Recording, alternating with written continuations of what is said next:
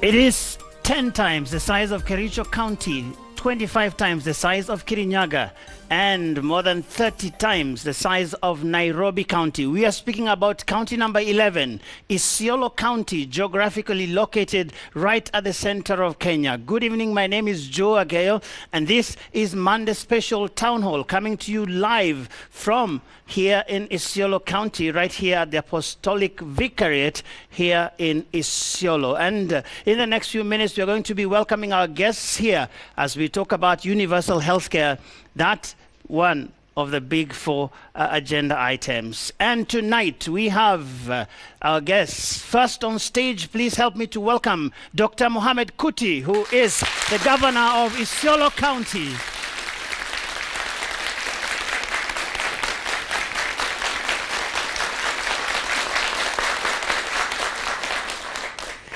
Next on stage is Eliud Murithi, who is the Commercial Director of the Kenya Medical Supplies Authority, KEMSA.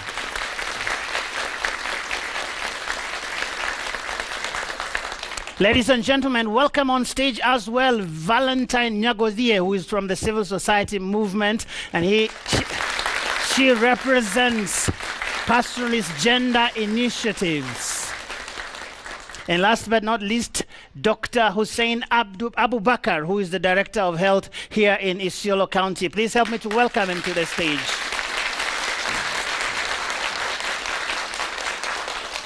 Now, also with me in this presentation tonight is my colleague Mashirima Kapombe, who will be engaging the audience here to try and get perspectives from the mwananchi. Mashirima. Na asante sana Joe Ageo, ukiwa tu unajaribu kuwakaribisha hata kwa makofi kutoka kwa wananchi wa Isiolo, wageni wetu ambao watakuwa wanajibu maswali ambayo yatatoka moja kwa moja kutoka kwa wananchi. Labda tu niweze kupata kauli ya moja kuhusiana na matarajio yake itakapofika mwisho wa kipindi hiki. Hebu tueleze tunatarajia ufahamu nini baada ya kipindi hiki? At the end of the day, we want to understand more better about KEMSA, their role, and how they're going to partner and work with the county government for the interests of Isiolo people. Ndio baadhi tu ama ni mojawapo tu ya kauli ambayo iliyo katika ukumbi huu. Kuna maswali mengi ambayo yameulizwa kuhusiana na majukumu ya KEMSA, lakini pia kuna jukumu la serikali ya kaunti ya Isiolo katika kuhakikisha kuwa ile ajenda ya serikali kuhusiana na kuwa kila Mkenya aweze kupata afya bora tena kwa kila mmoja wao itaweza kutekelezwa kwa njia gani. Na leo Joe, imekuwa siku ndefu kwangu. Yes, without a doubt. And earlier on, my colleague Mashirima Kapombe, as she mentioned, was in different parts of this county trying to get a snapshot of what really happens here on the health front. Here's a look at what she prepared for us from out there. A scenic ride across the county of Isiolo. The beauty that belies the challenging road to achieving universal health coverage for Kenya's 6th largest county. At Noloroi village, approximately 40 kilometers from Isiolo town, children are being immunized against polio. Health officers from the county travel from Manyata to Manyata. Sheria ya polio lazima ufike nyumba kwa nyumba. Na sasa wale wanakuja kupeana hizo chanjo wanapitia tu kwa barabara, wanakuja tu na pikipiki yao wanapitia kwa barabara, wanapata tu watoto wadogo wanaingia kwa laga pale tunachukua maji, alafu wanapata tu watoto wanabebwa tu na mama zao, wanapatia tu alafu wanaenda. Thomas explains immunization is not the only health service that they sometimes miss out on. Pregnant mothers bear the greatest brand of Isiolo's treacherous terrain. Mama akijifungua ashinde kujifungua. Sasa ni mwenye hiyo mama tu ndio anatafuta njia ya hiyo mama apate kujifungua kwa health center, na atatumia pesa 2,000 kwenda mpaka kwa health center na 2,000 tena kurudisha mpaka kwa boma. The nearest health center from Noloroi is Kipsing. Without a public transport system, the sick depend on the generosity of the local priests and the GSU. A journey that is slightly over 60 kilometers from Isiolo town ends here at Kipsing Health Center. Now, according to this map, this is where we are. Noloroi, which is where we spoke to Thomas Lesasuyan, is 20 kilometers away. Kipsing serves hard-to-reach areas such as Longaman, Lpuzi, Lemorijo, Longopito, amongst others. And as the health center seems like a welcome relief to the residents, transportation is a challenge. 2 ambulances from the county government, which should ease transportation of the sick and pregnant mothers from the villages, are grounded. Moja ifanyi kazi, moja iliharibika kitambo sana. Sasa inasimama tu. Lakini ingine tuliletewa hata bado hajakaa mwezi mzima. Imeharibika pia. Sasa hapa tuko na ambulance 2 iko kwa parking. Moja ilikuwa ya kitambo sana, karibu hata ijaye mwezi 7 ikiwa inalala hapo. Ingine imeletwa karibu mwezi moja iliyopita, na tena hiyo iko pia imeharibika, ndio hand pump pump yake ya mafuta haifanyi kazi. Kwa hivyo hapa iko shida kwa upande ya transportation. The drugstore is fully stocked, but as the community health volunteer explains, this is not always the case. Kwa mara nyingine tunakuanga na madawa, lakini kuna wakati mwingine hatukuangi na madawa. Na tunakaanga pia kwa muda kidogo bila kuwa na madawa. Halafu baada hata mwezi mmoja tunaweza kaa bila madawa saa zingine. Initially we have been having issues with medical supplies because we had debts with KEMSA, but now we cleared, and we are having very good relationship with now KEMSA in terms of medical supplies. We sat down with them. They have also trained people for us in terms of doing forecasting, and currently all our facilities, including the rural facilities. In fact, for this financial year, the first quarter, we got the supply. For the second quarter, we have already placed our orders, and it is on the way. In hard times, residents say the sick have been forced to sell their livestock to access drugs from a local chemist at the Kipsing village center. Sometimes it is too little, too late for a patient once a buyer is found. Isiolo County has 1 level 4 hospital, 2 sub-district hospitals, and more than 50 smaller health facilities dotted across the county's 25,000 square kilometers. At the referral hospital, things are picking up. Jane Moronchia has had kidney trouble for the last 3 years. She can now get dialysis here without having to make the long journey to Nairobi. Most of the expenses around the treatment are now taken care of, but she says the ultimate treatment will be a kidney transplant, and for that, there is a problem. Lakini ningeomba kama itawezekana wale patients ambao wanafanyiwa transplant, ambayo tunaambiwa na daktari it's the only way tunaweza saidiwa, kwa sababu hii shinda ya figo most of the times kama unafika mahali ambapo unaoshwa inakuwa chronic disease. Isiolo is one of the 4 counties chosen by the national government to run universal health coverage on a pilot basis. And the lessons from here are expected to help in bridging the big gap that currently leaves out millions of Kenyans without treatment and without the money to pay for it. Mashirima Kapombe, Citizen TV, Isiolo. All right, a small snapshot there from my colleague Mashirima Kapombe earlier in the day. Obviously, this is a big county and there are many, many aspects that probably are not captured there. But I'll start right now with the governor who's next to me, Daktari. Very interesting basic questions coming out of the story my colleague has done, where people are still talking about things like hakuna dawa. People say this issue of drugs not being there, they're there today, they're not there. From the perspective of the county government, what's that about? Well, I think this is an evolving problem that we are trying to get over completely. In fact, maybe now they're talking about 1 month or so, but there are times in the past that things have been worse. But we have now, when we came in last year, we had the debt of over 53 million.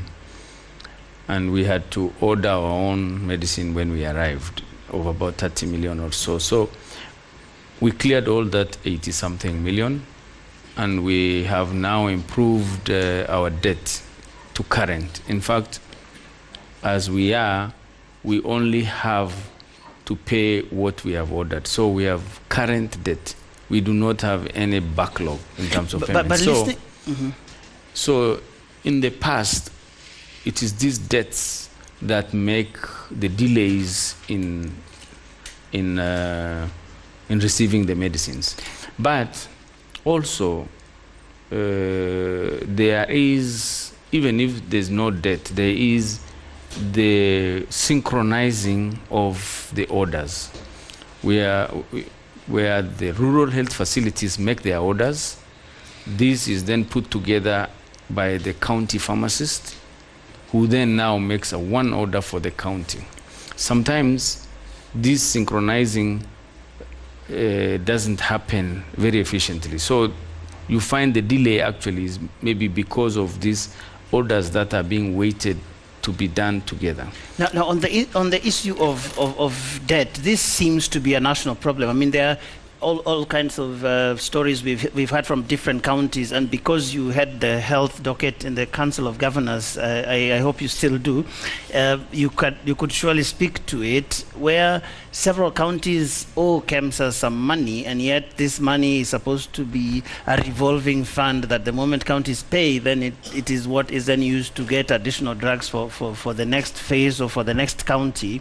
What is the problem from where you stand? Why is it so difficult for counties to pay up? Well, I think there are several factors, and to generalize, I think one is the inheritance of pending bills. You come, you have now, like I'm talking about in my case, you come and you find already you are in debt. So you have to service that previous debt and then pay for the current, which then puts you in a bit of tough situation because resources are limited. That's one. Number two is the flow of funds from Treasury to the counties.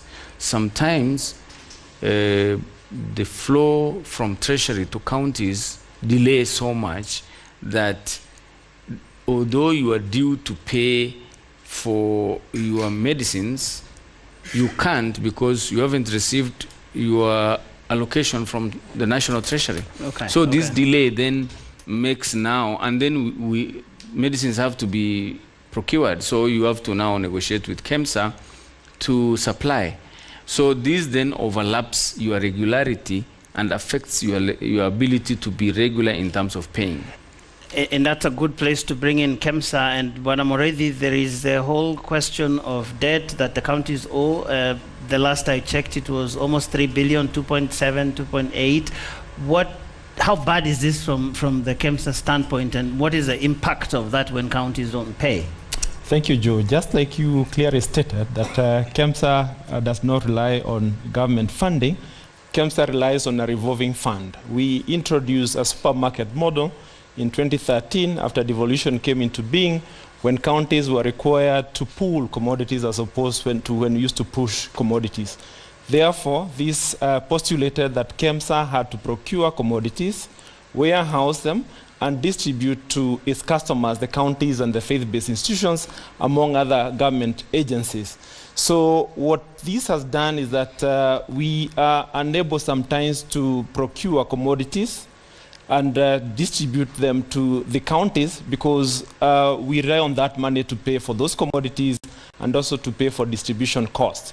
However, having said that, we also get some funds, fees for services from our development partners, because what we have done is to approach the development partners to use the national mechanism of supply chain of medical commodities managed by KEMSA, and they pay fees for the services. If a development partner tells us to procure, they'll pay 2% of the value of commodities for procurement, 5% for warehousing, 3% for warehousing, and 5% for distribution. That has really supported us to ensure we are able to service the counties. But I must admit that we have had very fruitful discussions with the Council of Governors and the respective county governors. And just like the governor of Isiolo has stated, is that yes, there were quite a number of pending bills from previous governments that dogged quite a bit of the procurement that the counties would have done at that particular time they came into being, especially the governors. But we have seen some enthusiasm in paying these bills. As you stated, the bill is today at 2.7 billion, but it oscillates depending on when the payments are done. Just the other day it was 1.4 billion. And we have seen payments coming in. Today I can mention Nyeri paid 50 million, and other counties have also paid as well. All right, Valentine, I want to bring you into this conversation as someone who obviously engages with the Mwananchi as part of your daily work. When you hear this conversation about drugs, what comes to your mind? What is really going on from the standpoint? Do you think that people understand this conversation that's happening here? Well, thank you for this opportunity. I think the local Mwananchi is not really conversant with what is happening on the ground or what is happening at government level. So you'll understand, like, maybe for now there are a bit of changes whereby sometimes when you go to hospital there is availability of medication, but still there is a lot of shortage, because sometimes when there is no medication, the replica of what has been in the previous regime comes back. So they will always be complaining there is not enough medication. Although at least for now, there is medication. When you engage with the local dispensaries, there is the issue of the order sheet from KEMSA. They say that what they order, sometimes KEMSA may not be able to provide. So that also brings a gap when it comes to the medication. And because the Mwananchi does not understand, they will always see like it's just the simple medication that is available in our local dispensaries.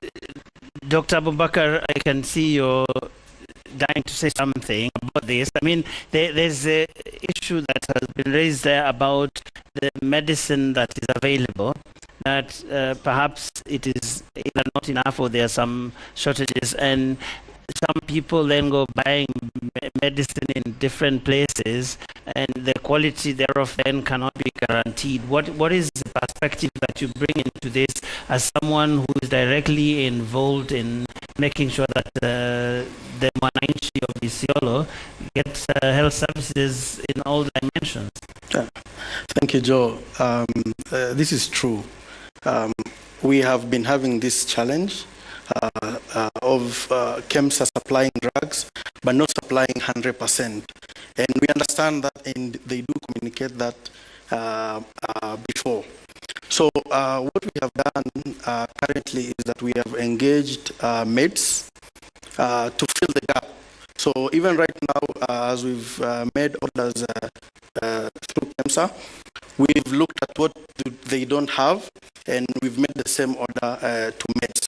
So the incoming order, we expect 100% supply, so that our Wananchi are served with all essential medications. All right. This is an interesting conversation, and I just quickly want to get some perspectives from the floor before we come here. And Mashirima, I don't know what you're hearing from the floor. Jo, kuna maswali mengi tu ambayo yako hapa hasa kuhusiana na kwanza tunaweza kuanza na hilo swali kuhusiana na chanjo ya polio ambayo niliweza kushuhudia leo hii katika eneo la Kipting. Abdikadir nadhani ndio alikuwa na swali hilo. Unaweza kuelekeza swali lako kwa yule ambaye unataka alijibu. Okay, naitwa Abdikadir. Mimi mkaji wa Isiolo. Swali langu linaenda hivi. Wakati huu kuna chanjo dhidi ya ugonjwa wa kupoza ambao ni polio. Swali langu ni kuna wale wafugaji wa kuhamahama. Nilikuwa nauliza ni mbinu gani mwafaka ambao serikali ya kaunti ikishirikiana na KEMSA imeweza kufanya kufikia wale wafugaji wa kuhamahama.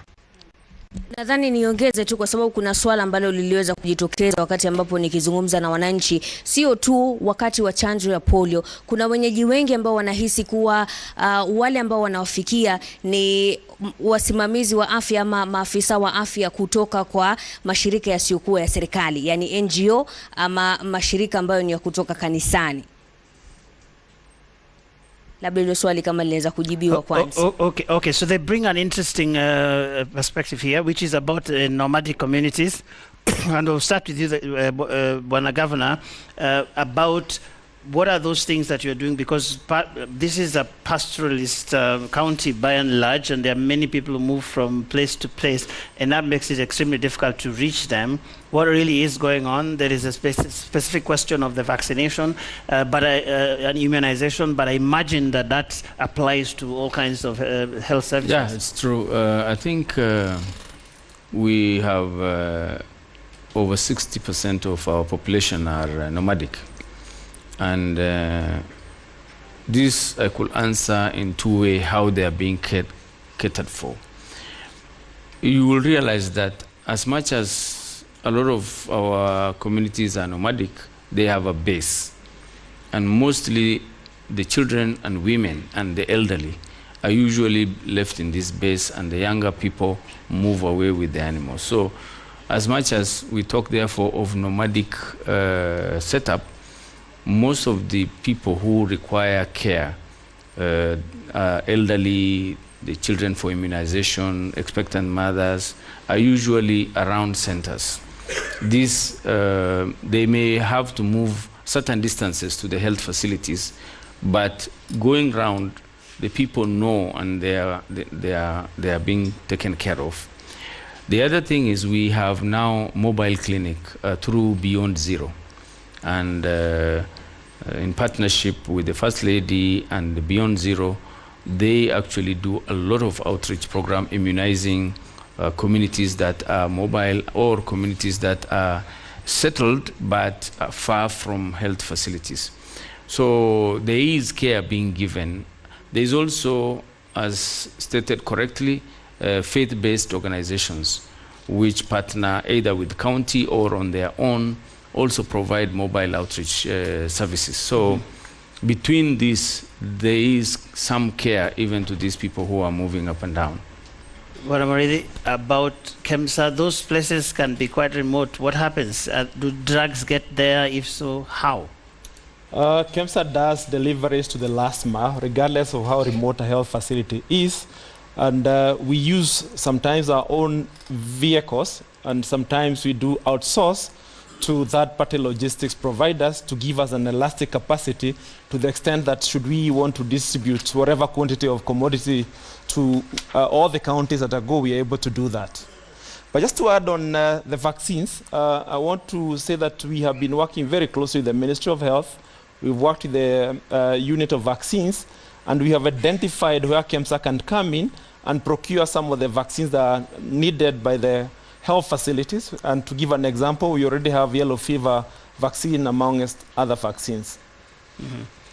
Valentine, working with communities out there, I have heard it said many times that the issue of making sure health services get to everyone is really not just a question of the county or different government agencies that might be there. Civil society groups, what is that involvement that is going on with civil society groups in terms of making sure that the ends of achieving the right to health, which is enshrined in the Constitution, are actually met? As civil society, it is our mandate to work with the people and, of course, give them information on the importance of immunization. And in some of our programs, we've been working closely with community health volunteers who are, in most of the cases, they're the ones that are used during the polio campaigns, because they know the local communities, they know the people that they serve, and using the health, the community health volunteers is an easier way to ensure that every child in the community is immunized. However, there are also challenges, because you find if our people sometimes do not understand. You know, sometimes in Isiolo we have a lot of immunizations because of the, sometimes we even have it like 5 times a year. You can find out that right now we're having a polio campaign. 3 months ago we had another polio campaign because of the different strings that come. So if the people are not aware of the different strings, parents sometimes are reluctant to allow their children to have the polio vaccine like once or twice in a year. So we really work hand in hand with the community health volunteers so that we can ensure that the parents understand about the different strains of polio. So who's supposed to help them understand? Dr. you?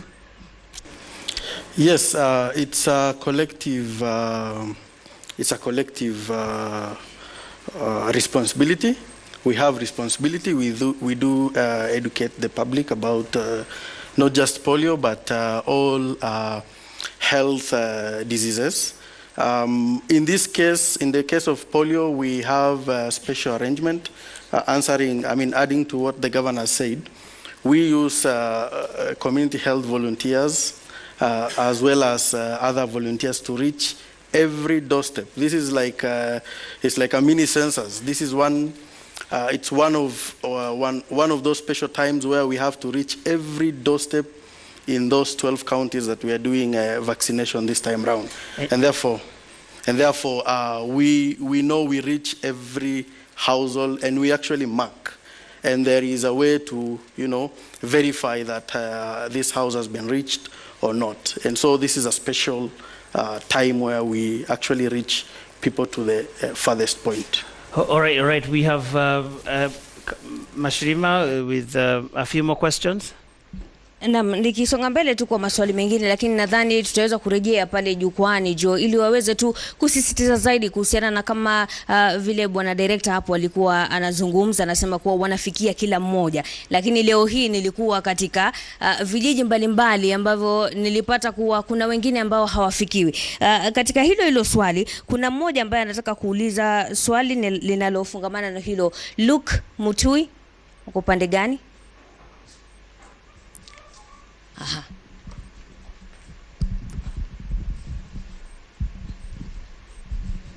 Thank you.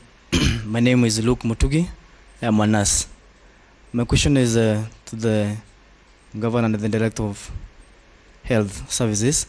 There is this issue of a referral system.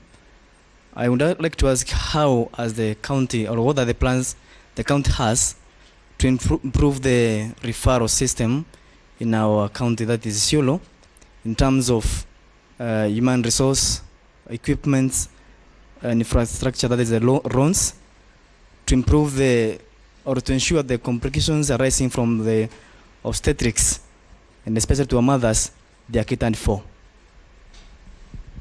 Okay, look, raising an interesting. I imagine the referral system means moving from a smaller hospital to the bigger one, all the way up. Let's start with you before your boss perhaps say something, Daktari. Yes, thank you very much, Luke, for the question.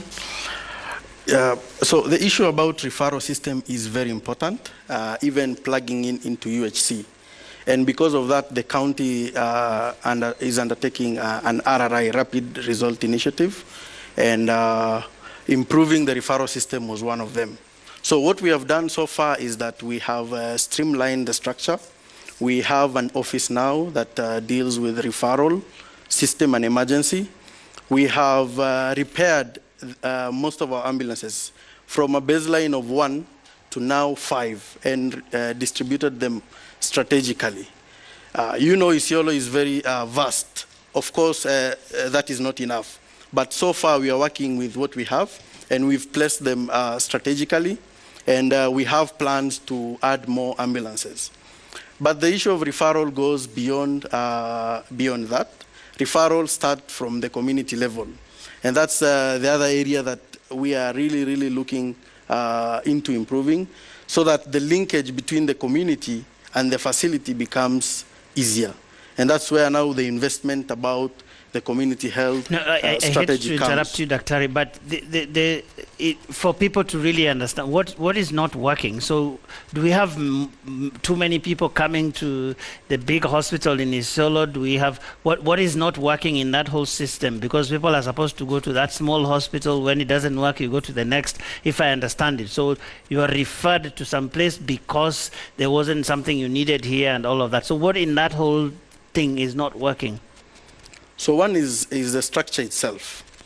It should be working seamless. So you start from community level, you are referred to a dispensary, which is level 1.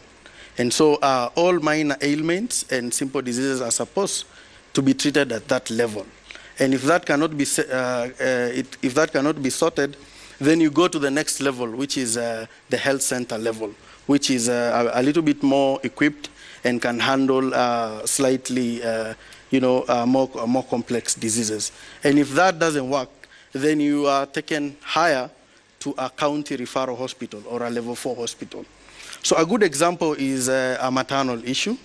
So because you mentioned about obstetric complications, and when a case is identified to be at risk at one of the farthest corner of Isiolo, then that patient is supposed to be referred to a place where the patient can get a comprehensive service, which means a place where the patient can actually benefit from a cesarean section.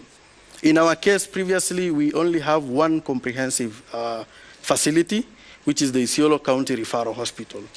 But part of complementing the referral system is adding 2 more comprehensive facilities in strategic areas again. One in Garbatula sub-county and another one in Meriti sub-county.